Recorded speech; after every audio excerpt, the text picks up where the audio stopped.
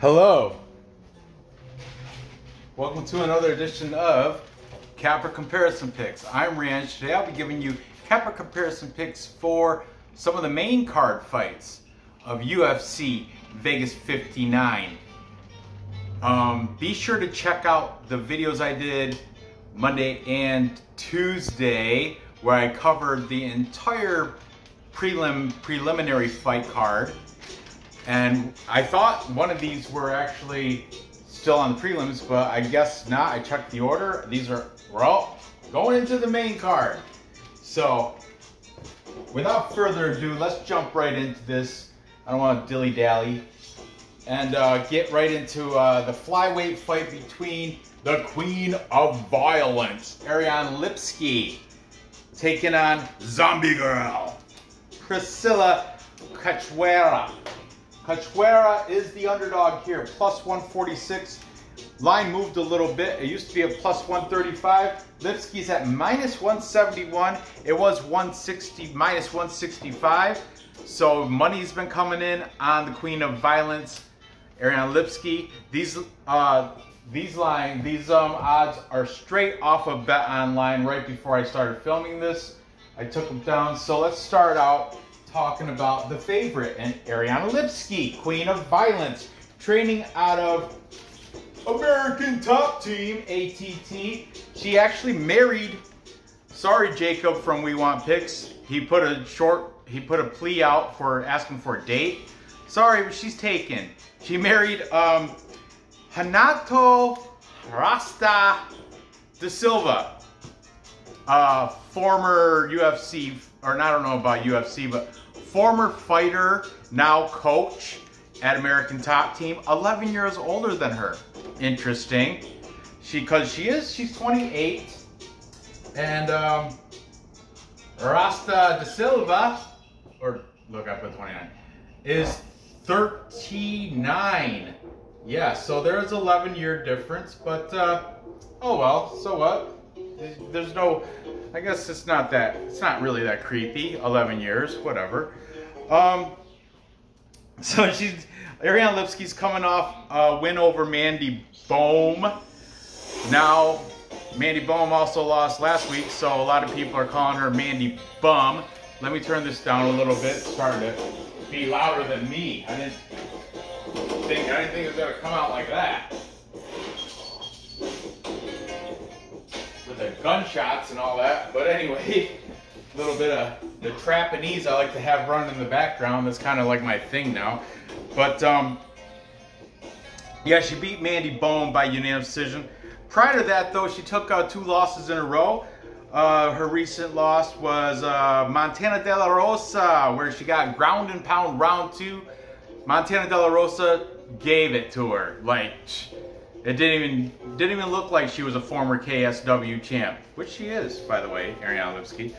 Before that, she lost to Antonina Shevchenko, who was somewhat, Antonina coming off a win herself. Was it back in the Singapore card, I do believe. She got a win there. But Antonina beat Ariane Lipsky, ground and pound round 2 as well. Both Montana De La Rosa and Antonina Shevchenko beat her by ground and pound round 2. Prior to that, though, she had that knee bar in round 1 against Dread Luana Carolina. And prior to that, she had a unanimous decision against Isabelle de Padua. I guess she's a UFC fighter, but I'm not familiar with her. She does have a 2-inch reach advantage here over the Zombie Girl. And let's talk about Priscilla Cachoeira, the Zombie Girl. Priscilla Cachoeira, 33 years old, so a little bit older. I think, yeah, Cachoeira she was, on Tapology has listed as Perane Valley Tudo out of Brazil, but if you go on her Instagram, she's training out of the Coelho BJJ team, which is, it's still in Brazil, but it's not this what Tapology has listed. And a matter of fact, if you go on to her Instagram, she was awarded her BJJ purple belt recently. I think I want to say maybe 3 weeks ago she posted it. It could be a little bit longer. I can't remember. I didn't write down the exact day she posted it, but she was awarded the purple belt in Jiu-Jitsu. Congratulations, Zombie Girl. For those that think she has no ground game, she's just all walking, eating strikes to give a couple. That is her game plan, as she showed against her controversial win against Ji-Yeon Kim Fire Fist, where Ji-Yeon Kim outstruck her by a lot. But Zombie Girl, check her Instagram out. She has slow motion playbacks of some of those strong. She had a knee right to the face, and it's great. It's slow motion. You can see Fire Fist Ji-Yeon Kim's face just get like that, and just like, wow, that hurt. And she has another slow motion elbow, boom, and it's right on Ji-Yeon Kim, right on her temple, and you can see the skin just crumbling on her face. But anyway, I think that's what gave her that victory, because she was outstruck, significant strikes. That's why a lot of people were like, she shouldn't have won that. Ji-Yeon Kim should have won that. That was a robbery. But I don't know, man. Ji-Yeon Kim might have thrown a lot more shots, but they were pillow shots compared to the strikes from Priscilla Cachoeira. Before that, she did take a loss to Jillian Robertson. Jillian Robertson beat her rear naked choke round 1. It happens. Before that, though, she did beat Gina Mazzani. Standing TKO round 2. Very good win there. And before that, she even had a better win. Shayna Dobson, she beat her uppercut in 40 seconds of round 1. Zombie Girl, she can bang. She can throw out these power shots. However, prior to that, common opponent, Luana Dread Carolina, did beat her by unanimous decision. Then you're like, oh, MMA math. Lipsky got Luana Carolina in a heel hook, where nasty heel hook, looked like she, knee bar, not heel hook, knee bar. And I remember I was like, hey, look, she was not walking right for a while after that knee bar. She was limping up when they were raising Ariane Lipsky's arm. Yeah, fierce, savage, no mercy knee bar there against Juliana. But Priscilla Cachoeira got beat by a unanimous decision, so there's a little bit of a common opponent, a little bit of MMA math if you want to go that route. But let's see what the cappers have to say in this female flyweight fight between the Queen of Violence and Zombie Girl, Priscilla Cachoeira. I used to follow Ariane Lipsky, and I remember I took her ever since I took her in that Luana Carolina where she got the knee bar. I'm like, yes, this girl's the real deal. Former KSW champ. She's Polish and Brazilian. Cool mix. Then I took her, and she cost me a bunch of money against Anthony Shevchenko. And I took her again against Montella De La Rosa, where she cost me more money. And I was like, you know, if she loses this, I'm unfollowing her on Instagram. And that's exactly what I did. But I did take her against Mandy Bum, just because I knew she was going to win that. And she came through for me. So I don't know what to really think about Lipsky, Ariana, the Queen of Violence. I wouldn't say she's the Queen of Violence anymore. This little nickname is kind of like, doesn't fit her anymore. But let's see who's taking the -171 favorite here, with a record of 14-7. By the way, she has a 2-inch reach advantage, but Cachoeira has a 1-inch height advantage. So, you know, the tail of the tape, really, the measurables don't really matter that much. Same with the age. It's not, you know, it's 5 years, but it's still, you know, female fighters can still, I could say this is close to their prime. Late 20s, early 30s, they can still compete with the best. I mean, look at Holly Holmes. What is she, 40? Just saying. Okay, taking Ariane Lipsky, we've got the MMA guru. The one with the beanie, not the one from California, not the MMA prediction guru. This is straight up MMA guru. Where's the beanie? Got the beanie crew behind him, his fans, supporters. He's saying Lipsky by decision. Of course it's by decision. Over 2.5 rounds is -200. So female fight, flyweight female fight, almost always goes decision, but you never know. Cachoeira, she does knock people out. She does got that hard hitting strikes for Cachoeira. Then we've got We Want Picks. That's Angelo and Jacob. Jacob, as I mentioned, he's got a YouTube short where he's like, I'm 6'2", 219 pounds, and Ariane Lipsky, will you please go on a date with me? Pretty much that sums it up. And he must. Do you not follow Instagram? Do you not know she's married to her coach at American Top Team? Come on, Jacob. Come on. It's not, you know. Don't be that guy. Don't be a home wrecker. Home wrecker dude. She's taken, buddy. She's taken. Move on. Then it's your boy, eBay's. Nora's upstairs, I do believe. But every time I say it's your boy, she always goes eBay's. But eBay's fight predictions also taking Lipsky by decision. Then we've got Leighton from the UFC Gambling Addicts. I like Lay. What's up, my homies? He's got the smoke break. He's got the money. That's money. Like he has the that's money picks and stuff. He's fantastic, very entertaining capper. Subscribe to Leighton from UFC Gambling Addicts, definitely. All these links will be in the description, guys. I urge you to check them all out. And finally, we've got Nora's favorite handicapper and my friend Vlad, the Bulgarian Cowboy from UFC Celebrities and Classics.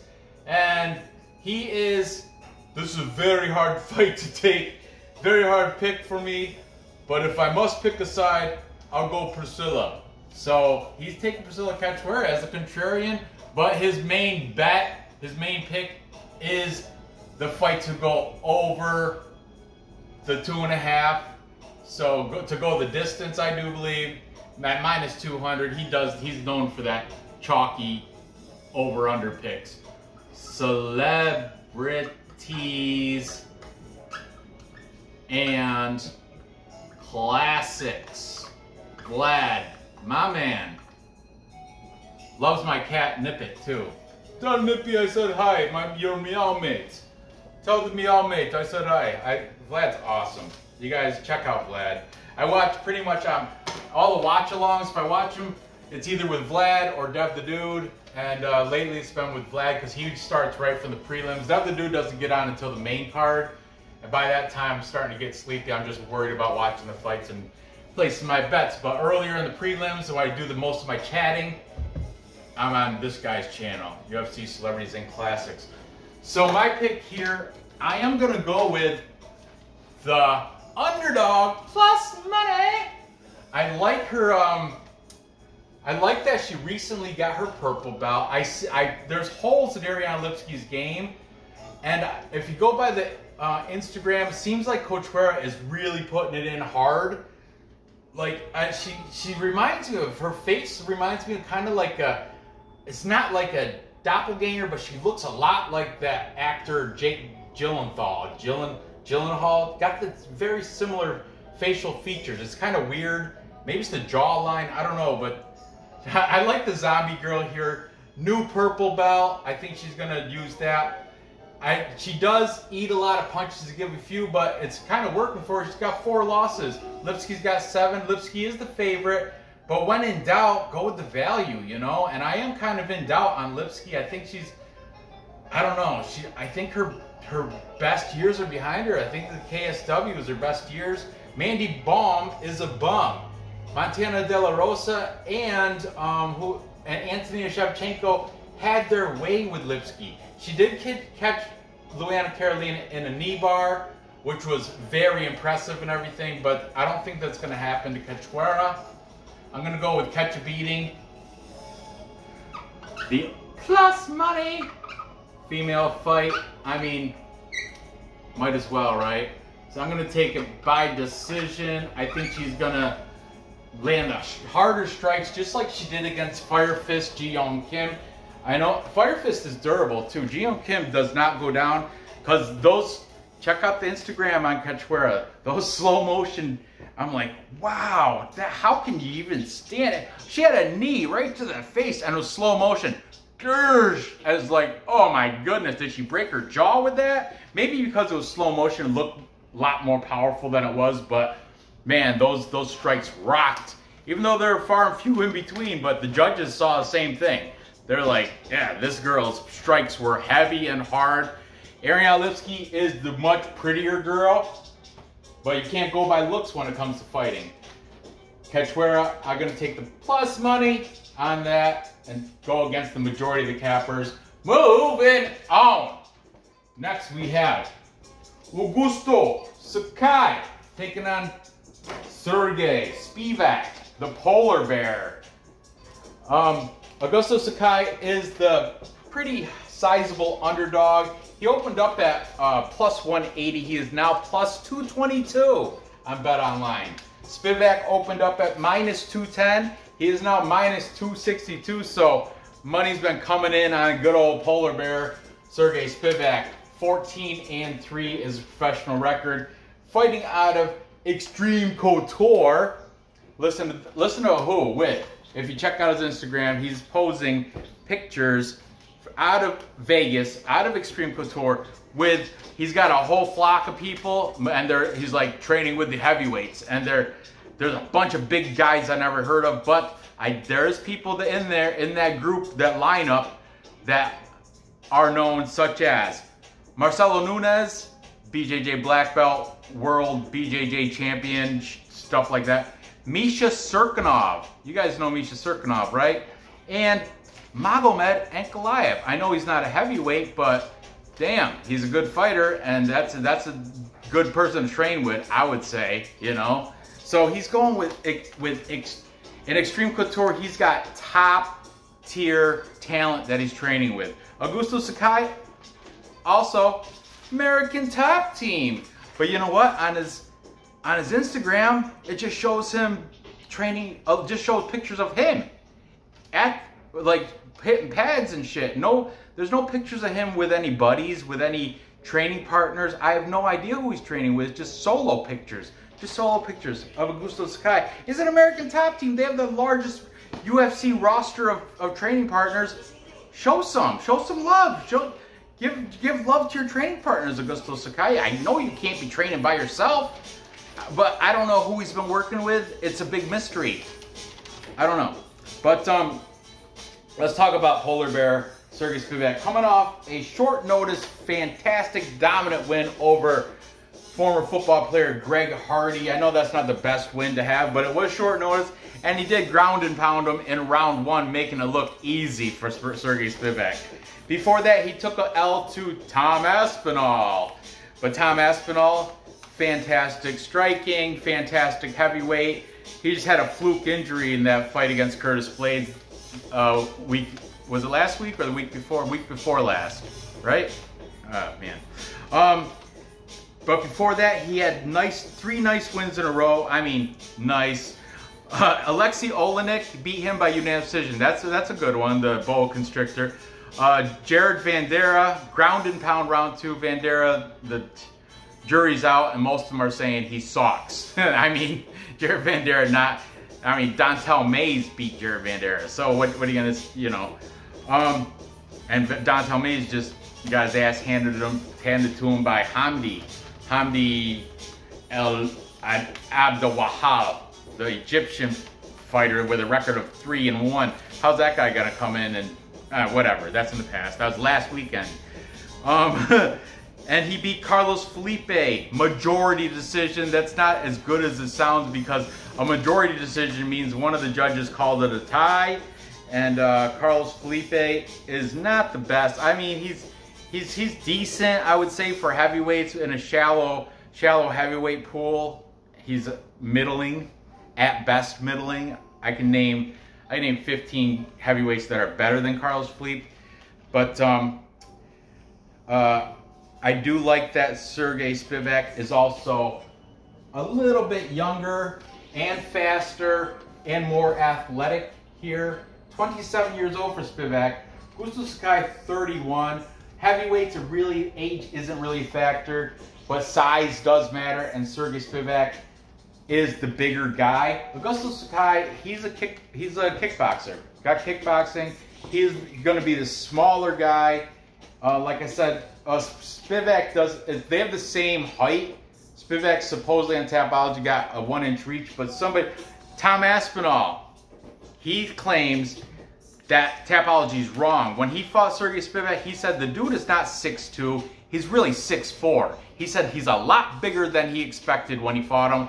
Tom Aspinall still beat him, but still, the Tapology is very deceiving. Sometimes they make fighters a lot bigger than they are. Sometimes they make them a little smaller than they truly are. You gotta go with other, you gotta like consolidate. I mean, go to UFC stats. I think they have the most accurate height and reach stats. That's what Uncle Weezy uses from Stat Diggers. So I would go with that. I didn't check UFC their stats, but Sergey Spivak will be the bigger guy when it comes to the weigh-ins and face-offs. Check them out as I do every Friday and do the live stream. So let's talk about Augusto Sakai. Like I said, he trains at American Top Team, but I don't know who the hell with, because his Instagram posts are just pictures of him. He's training though, at least he's in the gym, but with nobody I know, you know. Maybe there is a picture of him and somebody, but you click the thing and there's nothing comes up. Like, I can't click a name, and it's all his thing, whatever he writes it's in Portuguese. So I'm not going to translate it just to find out if he's training with somebody, because I think I translated one. It's just something about, training with heart and stuff, but he doesn't train. It's not mentioning people's names. If it was, it would be linked and highlighted so you can click it and find out who the hell he's training with. But he's coming off 3 losses in a row. Not a good look for Augusto Sakai. He lost to Shui drinker Tai Tuivasa. Tai Tuivasa beat him punches in 25 seconds of round 2. Not a good look, Augusto Sakai. Before that, he lost to Jairzinho Rozenstruik. Rozenstruik, round 1, boom, blasted him with punches. Round 1. Before that, ground and pound, round 5. At least it was a 5-round fight, which is good, but he lost to Alistair Overeem. Prior to that, though, he's got some pretty good wins. He beat Blago Ivanov by split decision, and he took out probably his best win on his record, Marcin Tybura by punches in round 1. And if you go on Sergey Spivak's record, Marcin Tybura actually beat Sergey Spivak back, it was more than 5 fights ago, maybe 6th or 7th fight ago, but he beat him, I do believe it was decision, unanimous decision. But if you want to play MMA math, Augusto Sakai has a win over Tybura. Sergey Spivak lost to Tybura, but I don't play MMA math. I do mention it, but as you can tell, I didn't play it here, and I'm not going to play it here either. Let's see what the cappers have to say on this heavyweight showdown between these two giants. Starting with the favorite, the polar bear, Sergey Spivak. We've got the MMA. Oh no, we're gonna start from the flip it around. We've got Vlad, UFC, celebrities and classics, taking Sergey Spivak. Then we've got it's your boy, eBay's, saying TKO round 3. He is biased because he can't stand Augusto Sakai for some reason. He was talking, he's always been talking smack about Augusto Sakai. I don't know what it is against him, but he thinks he's a slob, and he's not. He's very slow, and you can telegraph what his moves, his punches are going to be. You can foresee him. He is, you know, eBay's fight predictions. He's on point with that fact, because he is kind of plodding and slow. He'll come at you, but he's a kickboxer, but you can kind of tell where he's going with his game plan. It's interesting. He did say, though, Sakai does have a decent takedown defense. I didn't check stats or nothing, and I don't know if that's correct, but that's what eBay is saying. It says the takedown defense is decent, but Spivak should be able to get to the ground where he's got a clear path to victory. If they stand up is the only way Sakai might have a shot, because striking, I would say even Steven, but maybe give it a little edge to Sakai because his background is kickboxing and striking. So then we've got, we want picks, both Angelo and Jacob on the Spivak side there. And we've got the MMA Guru also taking Sergey Spivak. And finally, we've got Leighton from UFC Gambling Addicts, and he is the contrarian picker. He said, I think he said he's taking 3 underdogs on this card, and this happens to be one of them. UFC Gambling Addicts, which I am, a gambling addict. That's money. Plus 222 on Sakai, that's money. That's a pure plus money play there. And I can't go with Leighton though. I gotta go with Sergey the Polar Bear Spivak. I think he's better. He's a better fighter overall. Like I mentioned, Sakai's kind of slow for being a smaller fighter in there. Spivak, younger, faster, stronger, more athletic, well-rounded, training with killers over Extreme Couture, straight up killers. Misha Serkinov, Marcelo Nunes, and Magomed Ankalaev, killer training partners. Sakai, I don't know, is he training in the corner by himself? I have no idea. It doesn't show on Instagram. I know he's out of American Top Team, but still, I don't know. It leads me to question what's going on with Augusto Sakai. So I'm taking Spivak to get it done. How? I think it's going to happen within distance, actually. I don't think it's going to, and yeah, the bookies also think it's going to go under 2.5 because they got it at minus 165. If you think it's going over 2.5 rounds, plus 135 will be the payout, but I'm not going there. I think violence here. I think Spivak's going to finish him. I'm just going to, for now, I'm going to say within distance. TKO. Yeah, we'll say TKO. I'm not sure the round yet, but hopefully Spivak by TKO make that at least an even number. If not, my parlay's still going to be good because I got a plus money down there. Moving on to the Ultimate Fighter finale between the flyweights. Juliana Miller, the Killer Miller, taking on Brogan Walker. For some reason, I want to say Brogan Walker used to be Brogan Walker Sanchez. I don't know why. Maybe she was at one time, but I scoured and I couldn't find anything where but I just want to say, for some reason, I thought it was like, because I didn't break her down before, but I've talked about fighters that she's fought in the past that she's either lost to or beaten, which we'll get into in just a second. And I could have swore it used to be Brogan Walker Sanchez, like Brogan Walker hyphen Sanchez. Maybe she got a divorce. I don't know, but let's get into this. Starting with the favorite Miller. These lines did significantly change. Brogan Walker used to be a plus 120. And Juliana Miller was at minus 140. Now, the lines money's been coming in on the experience. On Brogan, Brogy Bear, that's her nickname, Brogy Bear. Brogan Walker, 7-2. Money's been coming in because now the line is minus 108 for Walker, minus 112 for Miller. We got coin flip odds here, guys. Very close here. Let's break down these fights. Starting with still the slight favorite in Juliana, the Killer Miller. Juliana Miller, sweet body. She's very, I don't want to say, I don't know. She likes to show off her body in a bikini on Instagram, and I'll tell you, she's a good-looking girl. I will give her that, definitely.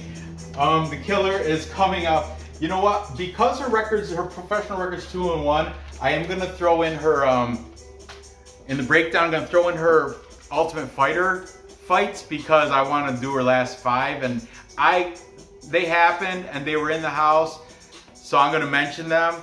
In the Ultimate Fighter house, she beat Caitlin Neal by Kimura. And then get this one, she beat this girl, Claire Guthrie, by unanimous decision. Now keep that name because Before that, in Invicta, she lost to Claire Guthrie. Same girl.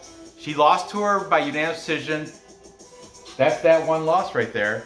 In Invicta, then came to the Ultimate Fighter house, an exhibition match, and beat her by unanimous decision. So got revenge there on that.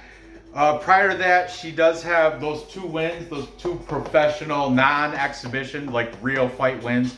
Both happened in Invicta. One of them was to a girl named Kendall Hollowell. She armbarred her round 1, but listen to this, Kendall Hollowell, her record was 0-0. 0-0. And before that, she beat this girl, Sadie Hubbard. Rear naked choke, 43 seconds round 1. Sounds impressive till you hear Sadie Hubbard's record, 0-4. Winless, never, in Invicta also. I will add, Juliana Miller is undefeated as an amateur, but all those girls are 0-0, 0-0, 0-0, 0-1. Oh, I'm telling you, you look at Tapology. I don't know. She earned herself the way to the house, to the Ultimate Fighter house by beating inexperienced nobody girls, okay? She does train out of a great place in 10th Planet Jiu-Jitsu of San Diego. Fantastic place because on her Instagram, it shows her with training with people like 5-time flyweight Bellator champ Alimale McFarlane. Very good. She's training with Misha Tate. This was like 2 weeks ago. We got a post from 2 weeks ago. It shows her right next to Misha Tate. Pearl Gonzalez also in there. Keep that, Pearl Gonzalez, keep that in your head. Because now we're going to talk about the opponent, Brogan Walker.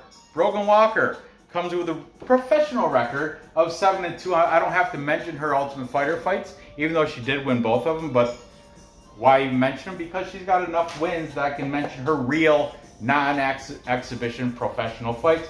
All of which happen to be in Invicta. Well, last 5 anyway. Before her last 5, she was in like PXC or something. I forget what it is. But,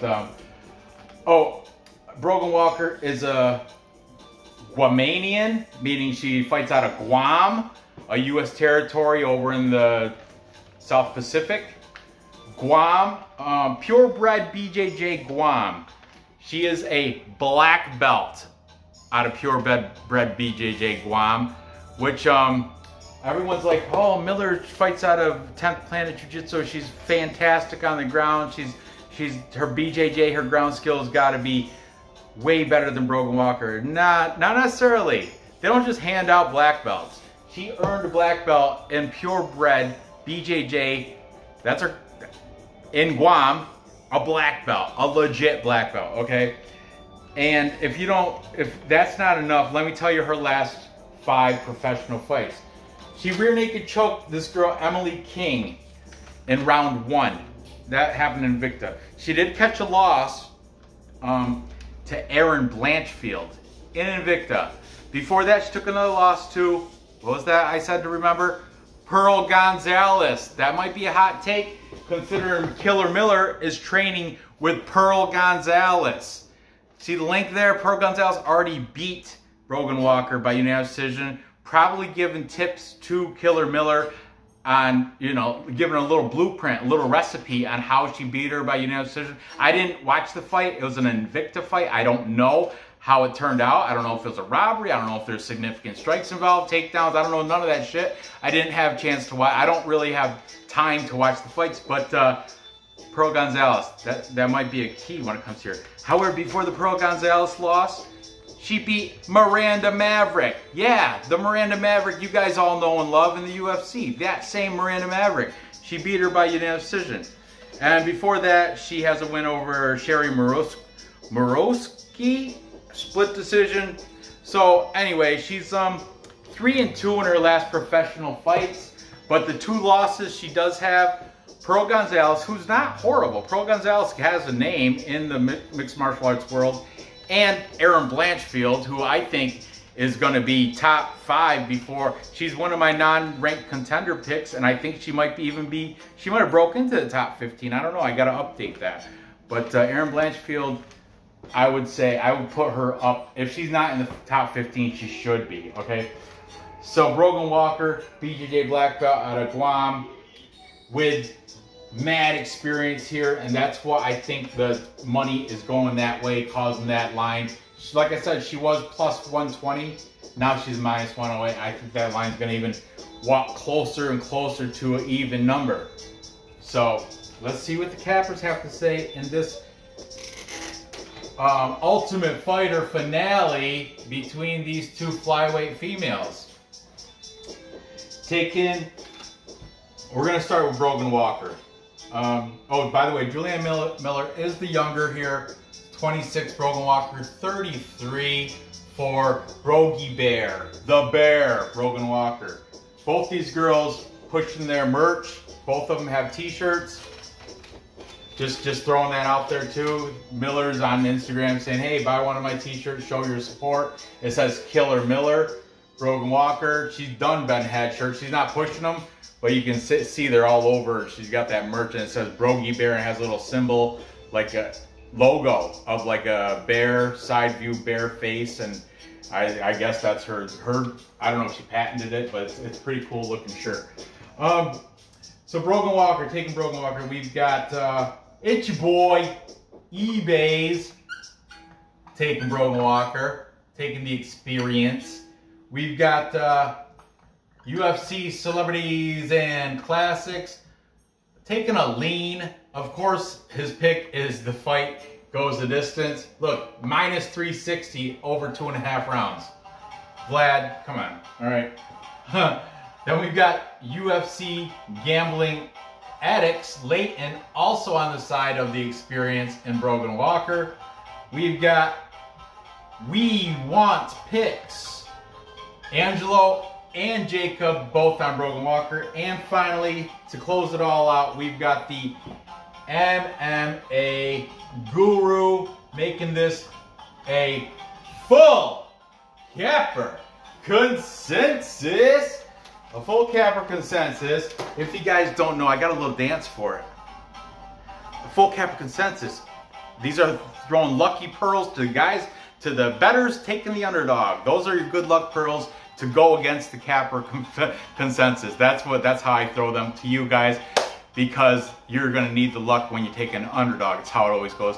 Full capper consensus is when all the handicappers I feature on the show are in agreement, so we're taking one side, and all these guys are taking Brogan, Brogy Bear, Walker to beat the favorite Killer Miller. I will say, Juliana Miller, though, she has that, she said she's like, I'll die in that cage. She will not give up. She will fight for your money. She's definitely like aggro. She's aggressive. She comes out there with a fury. She'll be throwing wild punches just to try to get it to the ground, where supposedly she's got the better ground game, but I don't know. I do agree 10th Planet Jiu-Jitsu is a top tier BJJ school. They have 10th Planet, they have, I'm not exaggerating, they got like 30 schools worldwide. They got like 3 or 4 right in California. She happens to be the one in San Diego. Just saying, 10th Planet, the main school is owned by Eddie Bravo, right? But anyway, in this fight, I'm gonna have to go with the experience. I have to. I gotta take Brogan, Brogy Bear Walker.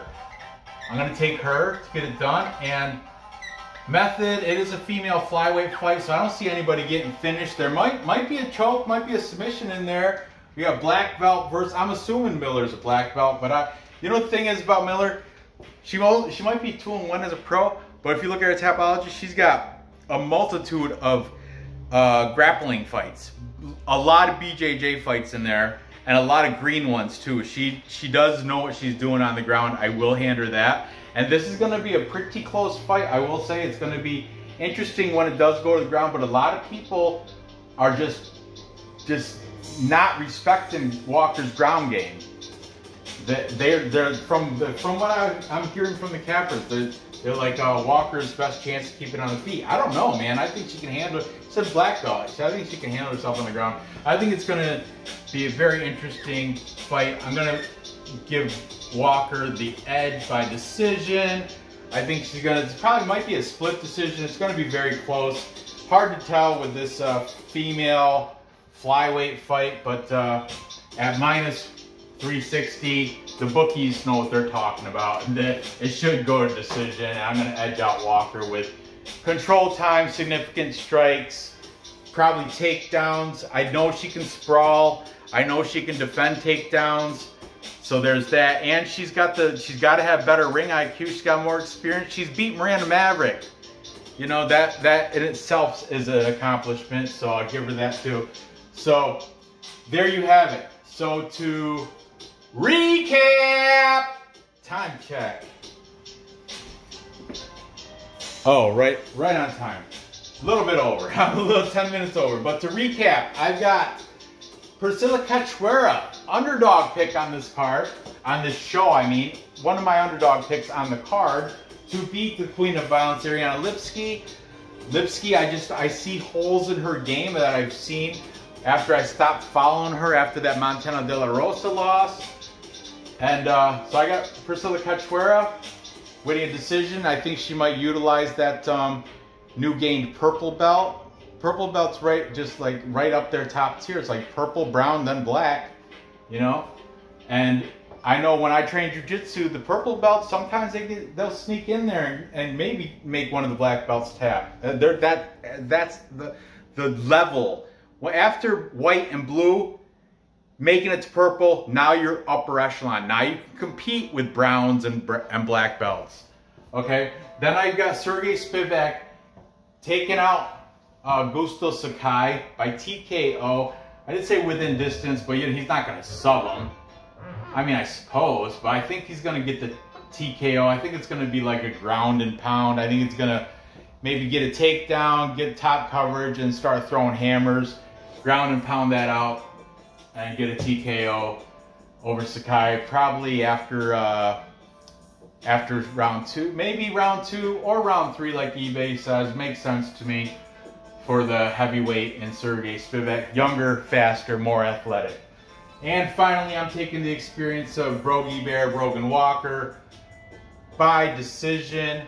I will add this too. I'm going to do besides parlaying Cachoeira, Spivak, and Walker, I think I'm going to do an all bear parlay. I'm going to take the polar bear, the Brogy bear, and Brian Battle Pooh Bear. I'm going to do a 3-leg bear parlay, which is it should cash out. I know, what's his name? Brian Battle is like a -2 something favorite over Takashi Sato. But I think that is a very good parlay. I like the all bear parlay. Pooh Bear, Brogy Bear, and Polar Bear. It's fun. I like to do those fun like little novelty parlays. I'll throw $10, $20 on that parlay. But anyway, there you go. Gather the info. Place those bets and cash those tickets. I appreciate you watching. Go ahead, fill the comments with who you think is going to win these fights. Leave a like, share this with all your friends, subscribe if you haven't done that. I appreciate you watching. Good luck on your bets, and I will see you guys tomorrow when I cover the rest of this decent Ultimate Fighter finale fight card.